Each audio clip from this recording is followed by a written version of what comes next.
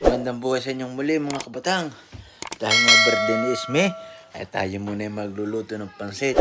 Tayo muna yung magpapasarangga at may mga hanap buhay. Kumbaga, kaunti ang la, kaya hindi makapagluto ng marami. At maya maya may hanap buhay pa. Ay siya, ating umpisahin na. Yan na nga, pinagbangi-bangi ko na. At yung pinaghalo-halo na, pinagsama-sama na. Ayan na, iniitsa ko na ang pasta. Ayan na ating gagawin pansit. Yan.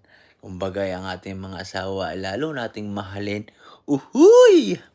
Yan, luto na ang pansit. Ika nga ng matatanda pag may pansit, pampahaba ng buhay. Bakit naman are, hindi na iniresita ng doktor kung tunay nga naman pampahaba ng buhay. Ay di baga, ay siya, ayan, paluto na. At nakakulo na. Yan, initsa ko na. Ang aking pasta na pinalambot. Ay siya, ayat hahaluin ko na. Anak ay naghahalo ng espalto. Ayan, patapos na re. Tayo pang almusal na re, may pang tanghali ang paya na at luto na. Siya, salamat sa inyo at Diyos. Ingat kayo mga kabatang.